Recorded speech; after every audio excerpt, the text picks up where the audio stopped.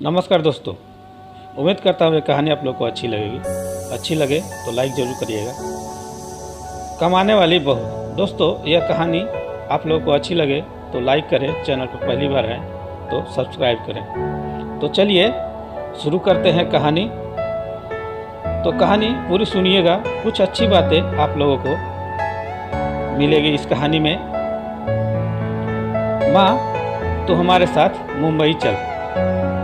बाबा थे तब बात अलग थी। अब तू इधर गांव में अकेली कैसे रहेगी? बेटा, पवन बोला। मैं सोच में पड़ गई। दिल का दौरा आने से पति की अचानक मृत्यु हो गई थी। मैंने बहुत कोशिश की खुद को समझाने की। 13वीं के बाद सब मेहमान चले गए। बेटा पवन और बहू मिताली दोनों इंजीनियर थे। बेटा और बहू के साथ रहने जाना मत, ऐसी मेरी एक सहेली ने कहा था, क्योंकि कमाने वाली बहू को बूढ़ी सास जरा सी भी पसंद नहीं होती। तेरे वहाँ जाने से उसकी स्वतंत्रता में बाधा आएगी और वह तुझे ताना मार मार के तेरा जीना हराम कर देगी। जाने दो भाई, जब जिंदा थे तब उन्होंने अपनी सारी प्रॉपर्टी अपने बेटे के नाम पर कर दी थी। ऐसी परिस्थिति में बेटा और बहू यह मकान बेच सकते हैं और घर के सब पैसे लेकर तुझे एक पैसे के लिए तरसाएंगे। बेटे और बहू के साथ जाने के अलावा मेरे पास दूसरा कोई विकल्प नहीं था। 65 साल की उम्र में मेरे घुटनों के दर्द की वजह से मुझे हमारा राशन दुकान चलाना भी आसान नहीं लग रहा था। 13वीं का पूरा खर्च बेटे ने उठाया, पर छोटे मोटे खर्च के लिए बेटे के सामने हाथ फैलाना मुझे पसंद नहीं था और हमारे बचाए हुए थोड़े पैसे मुझसे खर्च हो गए थे। अब परिस्थिति ऐसी थी कि मेरे पास 50 भी नहीं थे और यह बातें सोचने में पवन को कोई उत्तर नहीं दे सकी। इतने में मिताली बोली, माँ मुझे बताओ कि कौन सी साड़ी रखनी है, मैं आपके बैग पैक कर रही हूँ। जब मिताली ने ऐसा कहा तब मैं उससे कुछ कह नहीं पाई, चुप रहकर उनके साथ मुंबई आई।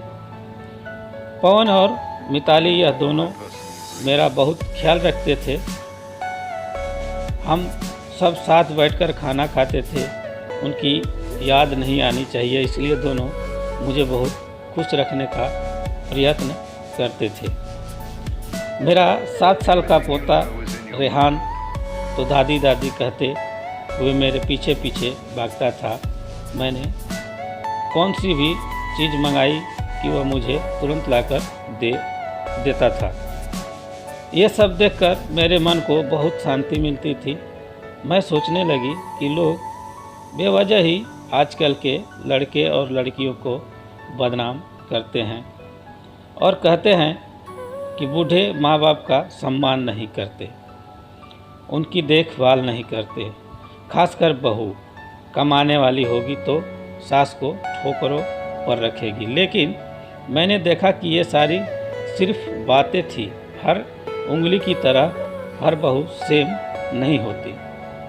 आज सबने बाहर घूमने का प्लान बनाया था।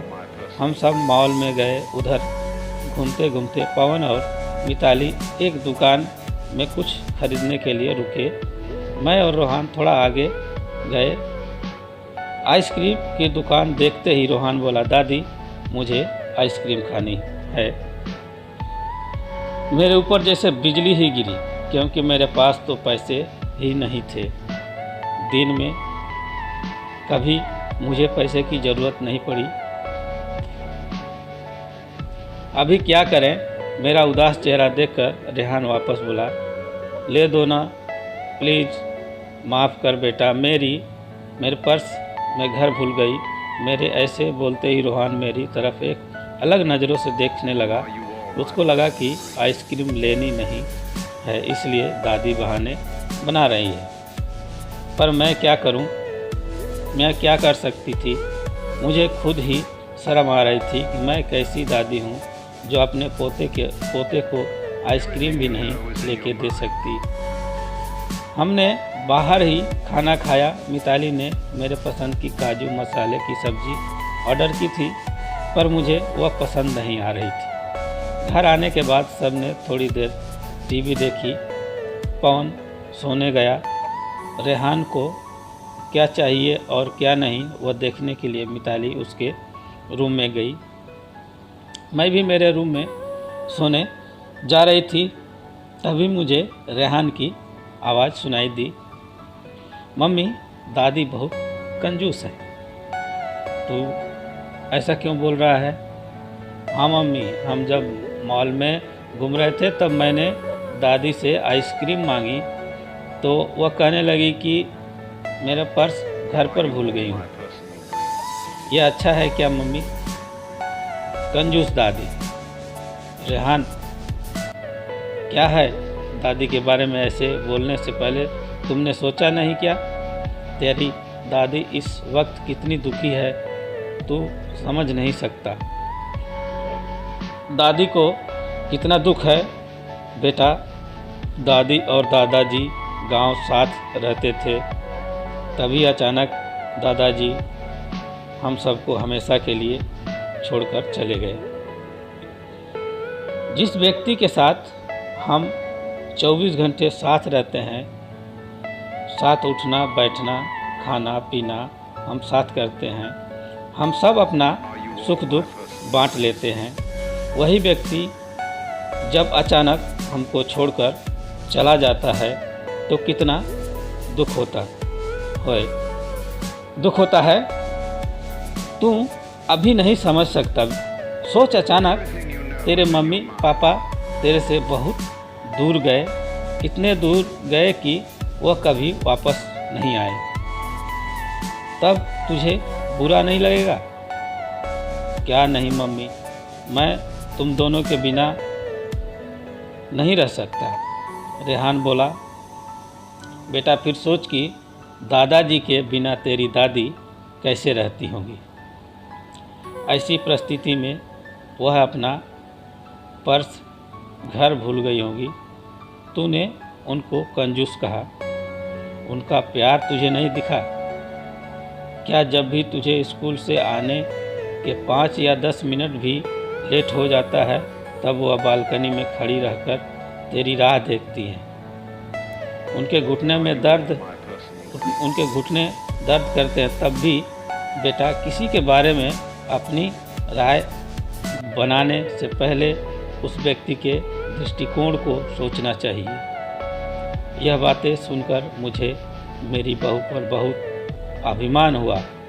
उसकी जगह मैं रहती तो कदापि मैं मेरे लड़के को इतने अच्छे से समझा नहीं पाती। दूसरे दिन सुबह पवन ऑफिस गया और रेहान स्कूल। मिताली ऑफिस में जाते जाते मेरे हाथ में कुछ पैसे देने लगी। ये क्या है बेटा? मुझे पैसों की क्या ज़रूरत है? मैं बोली, माँ, किसको कब पैसों की ज़रूरत पड़ जाए कह नहीं सकते। आप मंदिर जाते हो, कभी दान पेटी में डालो, कभी रेहान कोई चीज़ के लिए जिद की तो आप उसे वह चीज़ ले देना। पर बेटा, माँ, जब यही पैसे पवन ने आपको दिए होते तो आपने मना किया होता क्या? नहीं ना। आपकी बहू भी कमाती है तो आप अपनी बहू से पैसे क्यों नहीं ले सकती? मिताली का कहना सुन के मेरी आंखों से आंसू आने लगे। जो मेरा बेटा नहीं समझ सका वह मेरी बहू ने समझा।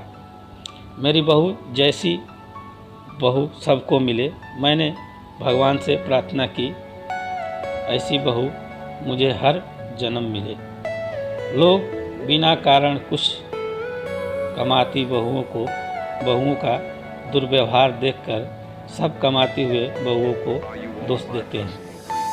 कुछ बहुएं मिताली जैसी समझदार, सुलझी और बड़ों का आदर करने वाली होती है। तो दोस्तों, यह कहानी कैसी लगी? अच्छी लगी तो लाइक करें, चैनल पर पहली बार है तो सब्सक्राइब करें। धन्यवाद, नमस्कार। फिर मिलेंगे किसी ऐसे ही कहानी पर। तब तक के लिए धन्यवाद, नमस्कार, जय हिंद।